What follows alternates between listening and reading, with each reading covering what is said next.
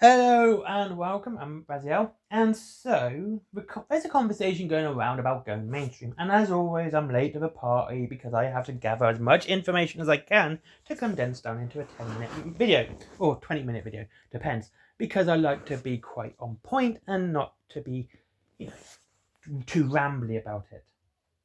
Anyway, the thing is, when it comes to going mainstream, there's two ways of going about it. There is the right way, which I'll get to, and the wrong way, which I'll also get to. And in today's, let's say, nerd culture, geekdom, whatever, we can see a very clear dichotomy of a group of people doing it the right way and a group of people doing it the wrong way. In particular, we can look at the Japanese and the anime and the manga, which is getting a lot of mainstream attention right now, doing it the right way, and America doing it the wrong way. Now, no matter what your political beliefs are, it doesn't really come into this, okay? Now, to me, the right way is the way anime and manga are doing it, okay? They are being consistent with the quality of their storytelling, they're being consistent with their animation, and they know who they are writing for, and that is their fan base, the original people, the people who originally bought into it and want, like their stuff. This is why you see people like Hiro Mashima, sorry, I probably butchered that, who created Fairy Tail, wrote the entire Fairy Tail and is co-creating Fairy Tail 100-Year Quest. And because he is a mainstay of that series, the quality is consistent. It's always been the same. The characters still grow and, mature, but the storytelling maintains this consistency because they are writing for the fans of Fairy Tail. If more people get into Fairy Tail who aren't the ones being aimed at, then good. That's a good thing, right? But the story's still being written for the fans of Fairy Tail, which is absolutely fantastic. And that's the right way to do it, is to write for the fans that are already part of the community and hope word of mouth or other things get out so more people join because of the quality and consistency of the writing. And we can also see this with Spawn and Image because Todd McFarlane has this very clear point on this. I think this is fantastic. He has said that fans don't get any say in Spawn. At all, none. He said it. There is no fan interference. He won't take any feedback from fans. He won't add anything the fans want into it.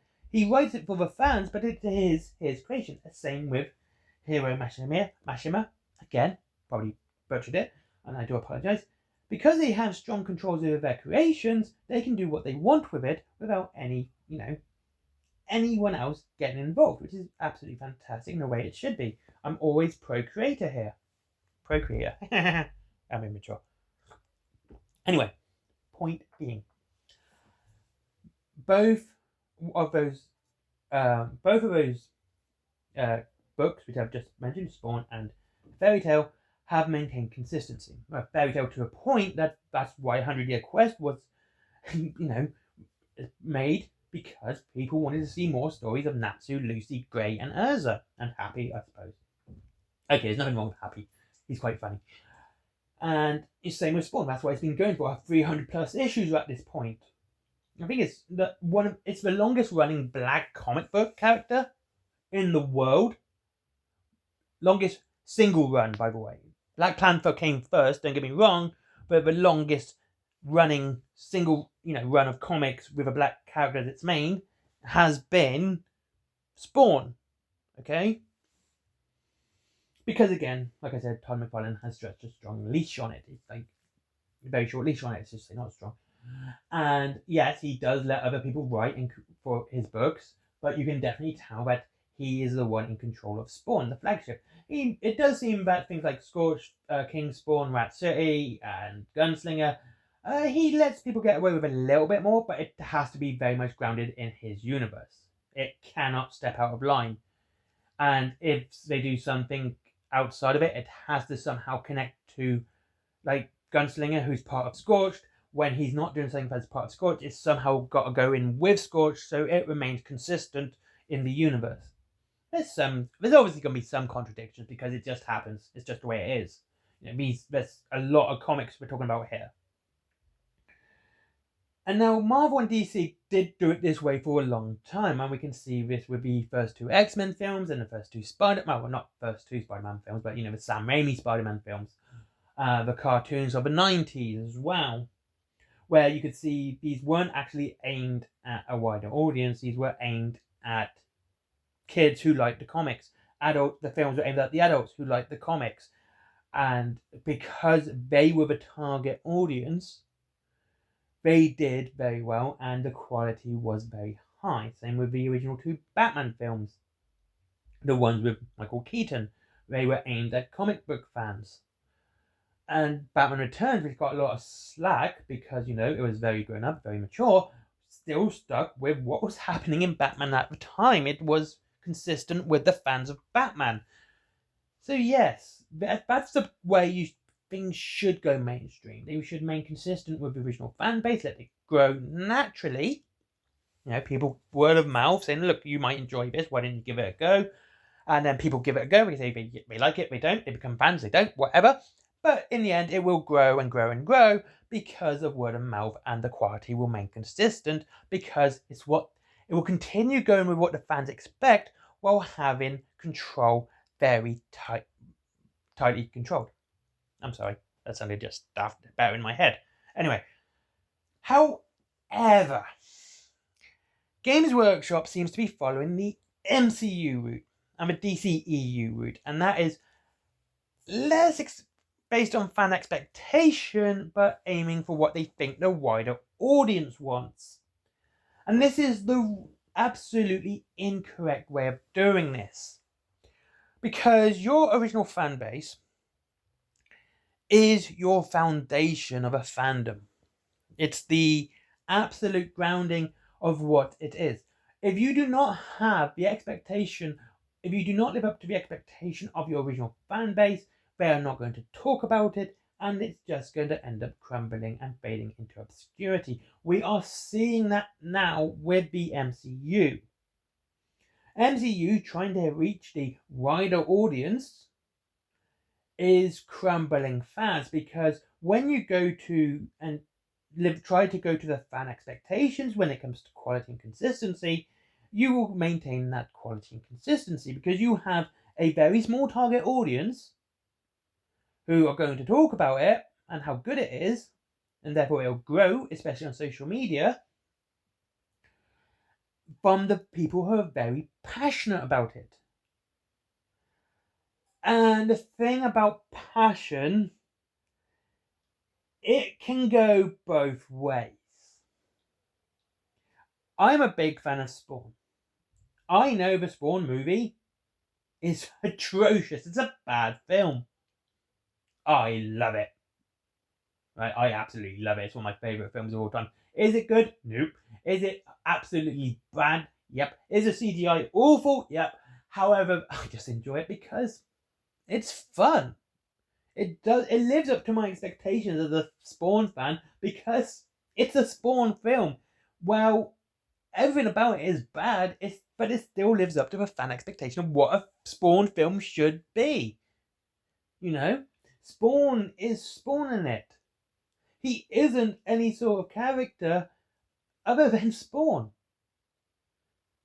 And that's what makes it such a good film. That's why if you go to any Spawn site or Spawn page or group on social media, you will see a lot of love for the film because that is what it did. It committed to fan expectation. Same with the Batman Nolan trilogy. It was based on fan expectation and it worked. Now, when you hit the wider audience, you're not going to giving the fans what they expect. In the end, they're going to leave you. And with that, the adoration, the passion, and everything else goes with it. They will go from absolutely loving the universe that you created, loving the lore that you created, to absolutely abhorring it, hating it with every bone in their body because you've destroyed something they once loved.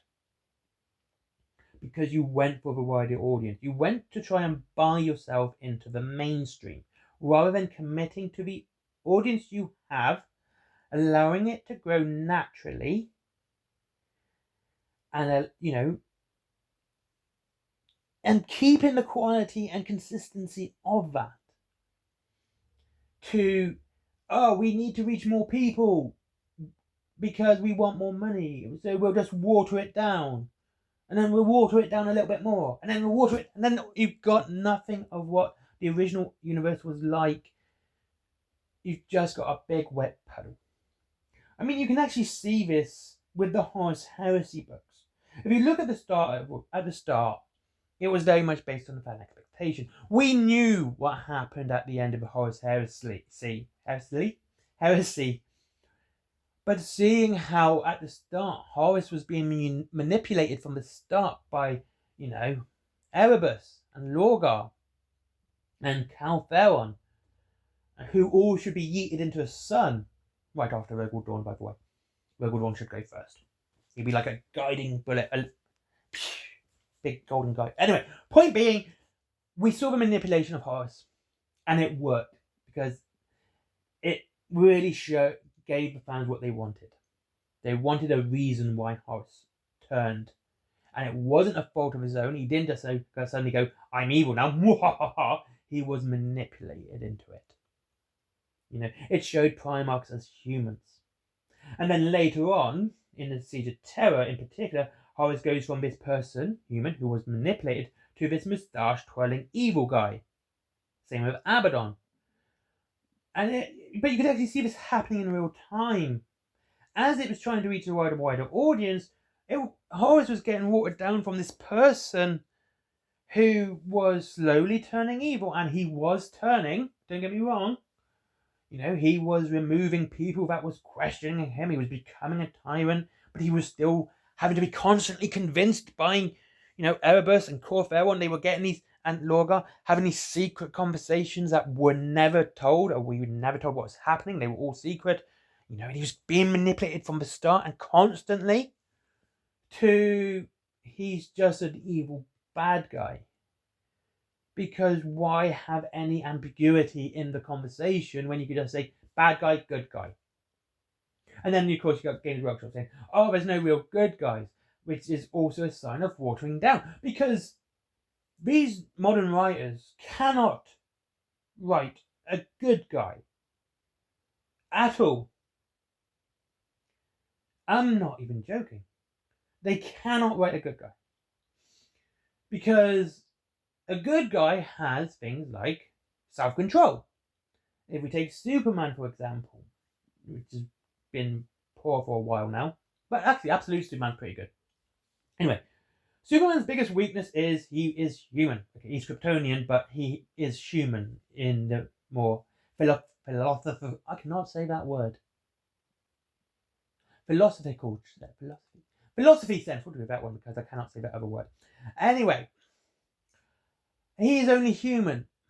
He can be manipulated. He will not hurt people. He will go out of his way not to hurt people. Even if it means letting the bad guy go. Because he's a nice guy. Nowadays, we don't get that nice guy attitude anymore. We get this sarky asshole. Honestly, I've read some of his other modern stuff and I just don't like it. We get this guy who's truth just an American way, to this, I'm doing the right thing because I'm super nice, blah, blah, blah, blah, blah. Right? And, sorry. Anyway, and we're getting this with the Warhammer universe as well. Because they can't write a good guy, now there are no good guys. Where at the start, you had good guys. You had Garville Loken, and he is a good guy. He is morally good. He stands up to his Primarch. The whole point of him joining the Mournival at the start was to be the guy that said no to Horus. And because he was the guy who said no to Horus, yeah, that's why he had to go. Okay? Pardon me. And now, it's just he ended up being this raving lunatic when he should have died, by the way, on Isvan. I'm sorry, but bringing him back to life was the first step in the just how bad the horse house he was going to get. I like Garfield Logan. He's one of my favourite characters, but bringing him back from the dead was a big, big mistake, in my opinion. Then you had Nathaniel Garrow, another good guy. And he maintained his good guy. I'm quite surprised he survived for so long. But, you know, he ended up getting killed by Mortarion in his own book, but it was such a whimpering sort of death. It's just an embarrassment. No hero should go out like that. At all. It just shows that these modern writers cannot write a good guy to save a life. I think Chris Ray wrote that one, and I'm not a fan of his anyway. See, that's the point. Games Workshop are trying to reach a wider audience, have watered down 40k. They've watered down the Horus Heresy, and it's no longer going with what the fans expect, but trying to guess. See, they know what the fans expect. This is the weird thing. They know what the fans expect, but they want to try and guess what the wider audience wants. And whenever this happens, whenever any company does that, they always are wrong. Okay? Always. There is never an exception to this. And when you know what your fan expects, you live up to your fan expectation, your fandom will grow into the mainstream, which is what we see with the earlier Marvel back in the 90s and the 2000s. Same with the DC back in the 2000s and, 1990s. Again, which is what we see with Spawn. All of these lived up to fan expectations. And once they did that and they started going, now we got to hit that wider audience, that's when things just started going downhill. Constantly. Every third film actually just was a disappointment in the MCU. Spider-Man 3. I know it's not MCU, but just go with me on this one. 4 actually went downhill with Dark World. Iron Man 3 was as appalling. And, of course, Civil War was nothing compared to Winter Soldier.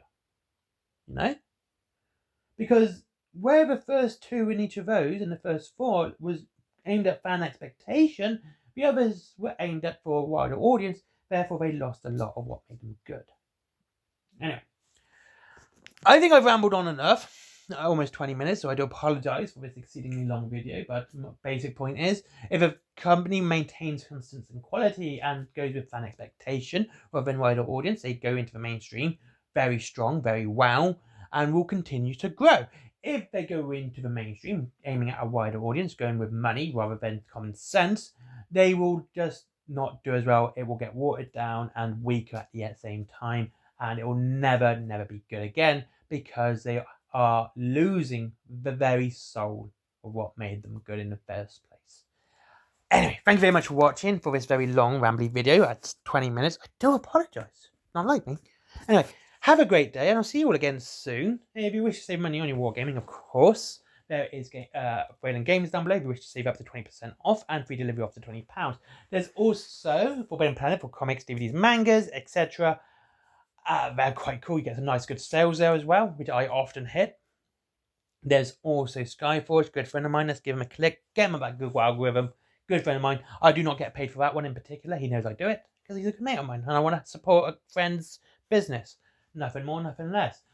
And then there's my merchandise, comics, t-shirts, mugs, bags, etc. All that cool stuff's down there below. And Patreon, because I want to pretend to make some money out of this anyway. And once again, thank you very much. Have a lovely day, and I'll see you all in the next one. Bye-bye.